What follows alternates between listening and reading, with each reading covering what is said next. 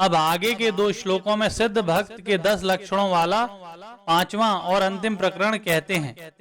समः शत्रु च मित्रे च तथा मानापमानयोः शीतोष्ण सुख दुखेषु समः संग विवर्जितः तुल्य निंदास्तुतिर्मौनी संतुष्टो येन केनचित् अनिकेतः स्थिर मतिर्भक्ति मान में प्रियो नरः। इसकी व्याख्या इस प्रकार है। समः शत्रु च मित्रो च, यहाँ भगवान ने भक्त में व्यक्तियों के प्रति होने वाली समता का वर्णन किया है। सर्वत्र भगवत बुद्धि होने तथा राग द्वेष से रहित होने के कारण सिद्ध भक्त का किसी के भी प्रति शत्रु मित्र का भाव नहीं रहता। लोग ही उनके व्यवहार में अपने स्वभाव के अनुसार अनुकूलता या प्रतिकूलता को देखकर उसमें मित्रता या शत्रुता का आरोप कर लेते हैं। साधारण लोगों का तो कहना ही क्या, सावधान रहने वाले साधकों का भी उस सिद्ध भक्त के प्रति मित्रता और शत्रुता का भाव हो सकता है, परंतु भक्त अपने आप में सदैव पूर्णतः सम रहता है। उसके हृदय में कभी किसी के प्रति शत्रु मित्र का भाव उत्पन्न नहीं होता। मान लिया जाए कि भक्त के प्रति शत्रुता और मित्रता का भाव रखने वाले 2 व्यक्तियों में धन के बंटवारे से संबंधित कोई विवाद हो जाए और उसका निर्णय कराने के लिए भक्त के पास जाएं, तो भक्त धन का बंटवारा करते समय शत्रु भाव वाले व्यक्ति को कुछ अधिक और मित्र भाव वाले व्यक्ति को कुछ कम धन देगा।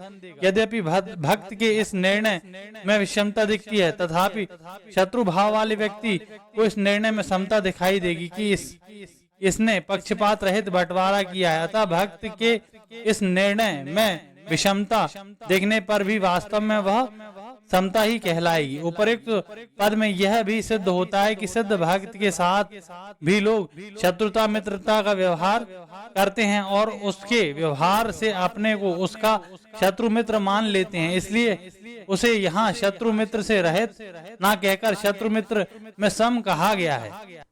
मान अपमान प्रकृत क्रिया है जो शरीर के प्रति होती है। भक्त की अपने कहलाने वाले शरीर में ना तो अहंता होती है न ममता। इसलिए शरीर का मान अपमान होने पर भी भक्त के अंतःकरण में कोई विकार हर्ष शोक पैदा नहीं होता। वह नित्य निरंतर समता में स्थित रहता है। वास्तव में जीव मात्र की भगवान के प्रति स्वाभाविक अनुरक्ति प्रेम है। जब तक संसार के साथ भूल से माना हुआ अपनेपन का संबंध है, तब तक वह अनुरक्ति प्रकट होती है। प्रत्युत संसार में आसक्ति के रूप में प्रतीत होती है। संसार की आसक्ति रहते हुए भी वस्तुतः भगवान की अनुरक्ति मिटती नहीं है। अनुरक्ति के प्रकट होते ही आसक्ति सर्वथा निवृत्त हो जाती है। इन 2 श्लोकों में भगवान ने वे ही स्थल दिए हैं जहाँ समता होने में कठिनाई आती है। अगर इनमें समता हो जाए तो अन्य जगह समता होने में कठिनाई नहीं आएगी। अपने पर कोई असर न पड़ना समता है। यद्यपि भक्त की दृष्टि में भगवान के सिवाय दूसरी सत्ता है ही नहीं, तथापि दूसरे लोगों की दृष्टि में वह शत्रु और मित्र में सम दिखता है। शत्रुता मित्रता का ज्ञान होने पर भी वह सम रहता है। भक्त शरीर की अनुकूलता प्रतिकूलता में भी सम रहता है और मन बुद्धि की अनुकूलता प्रतिकूलता में भी सम रहता है। तात्पर्य है कि भक्त शरीर की अनुकूलता प्रतिकूलता, इंद्रियों की अनुकूलता प्रतिकूलता, मन की अनुकूलता प्रतिकूलता, बुद्धि की अनुकूलता प्रतिकूलता, सिद्धांत की अनुकूलता प्रतिकूलता आदि सब तरह की अनुकूलता प्रतिकूलता में सम रहता है। उसका ना तो अनुकूलता में राग होता है और ना प्रतिकूलता में द्वेष होता है। यो मद भक्त समे प्रिय भक्ति मान में प्रियो नरः आदि पदों का तात्पर्य है कि वे भक्ति के कारण भगवान को प्रिय हैं, गुणों के कारण नहीं। गुण मुख्य नहीं है, अपितु भक्ति मुख्य है। पीछे के 7 श्लोकों में भगवान ने सिद्ध भक्तों के कुल 39 लक्षण बताए। अब आगे के श्लोकों में भगवान अर्जुन के प्रश्न का स्पष्ट रीति से उत्तर देते हैं। ये तु धर्मर्या व्रतमिदं यथोक्ताम पर्युपासते श्रद्धाना मत परमा भक्तस्तेतिव मे प्रियः। इसकी व्याख्या इस प्रकार है।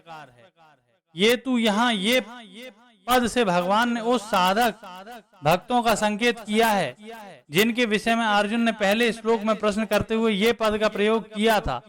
उसी प्रश्न के उत्तर में भगवान ने दूसरे श्लोक में सगुण की उपासना करने वाले साधकों को अपने मत में युक्तात्मा बताया था।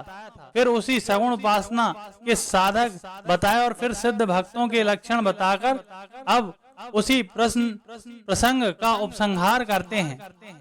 यहाँ ये पद उन परम श्रद्धालु भगवत परायण साधकों के लिए आया है जो सिद्ध भक्तों के लक्षणों को आदर्श मानकर साधन करते हैं।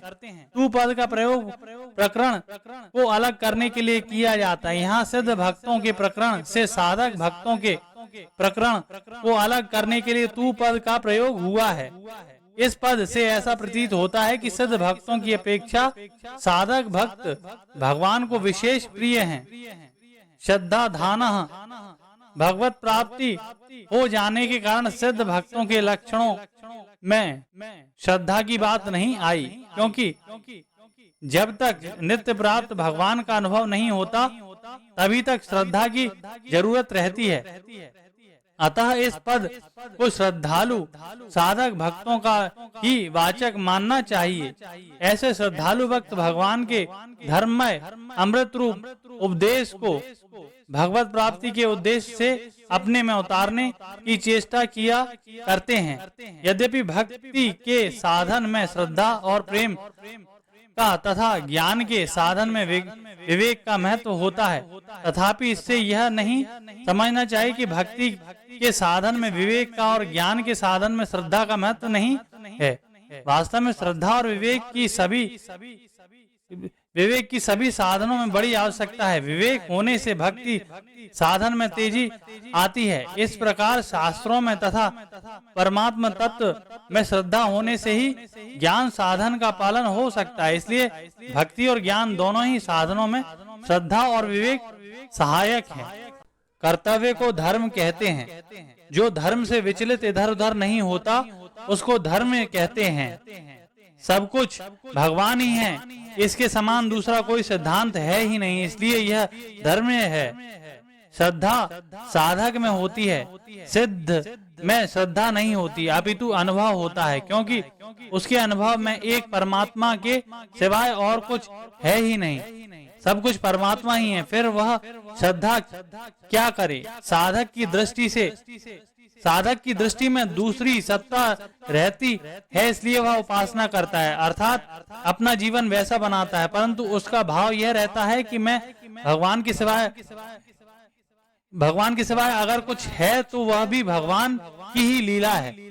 दूसरी सत्ता की मान्यता होते हुए भी साधक भगवान के परायण रहता है और भगवान के सिवाय दूसरा कोई उसका प्रेमास्पद नहीं होता, इसलिए वह भगवान को अत्यंत प्यारा होता है।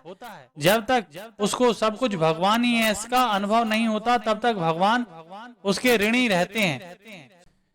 श्रीमद् भागवत में भगवान कहते हैं, यावत् सर्वेषु भूतेषु मद्भावो निपजायते तावदेव मुपासित वांग मनः काय वृत्ति भी। जब तक संपूर्ण प्राणियों में मेरा भाव अर्थात सब कुछ परमात्मा ही है ऐसी वास्तविक भाव न होने लगे तब तक इस प्रकार मन, वाणी और शरीर सभी वृत्तियों से मेरी उपासना करता रहे। सर्व ब्रह्मात्मकम तस्य विधयात्म मनीषया परिपश्यतृ परमेत सर्वतो मुक्त संशय। पूर्वोक्त साधन करने वाले भक्त का सब कुछ परमात्मा स्वरूप ही है, ऐसा निश्चय हो जाता है। फिर वह इस आध्यात्म विद्या द्वारा सब प्रकार से संशय रहित होकर सब जगह परमात्मा को भली भांति देखता हुआ उपराम हो जाए, अर्थात सब कुछ परमात्मा ही है। यह चिंतन भी ना रहे अपितु साक्षात परमात्मा ही दिखने लगे। ओम तत्सदिति श्रीमद् भगवद गीता सुपनिषत्सु ब्रह्म विधायाम योग शास्त्रे श्री कृष्ण अर्जुन संवादे भक्ति योगो नाम 12वाध्यायः। इस प्रकार ओम तत्सत इन भगवान नामों के उच्चारण पूर्वक ब्रह्म विधा और योग शास्त्र में श्रीमद् भगवद गीतोपनिषद रूप श्री कृष्ण अर्जुन संवाद में भक्ति योग नामक 12वां अध्याय पूर्ण हुआ।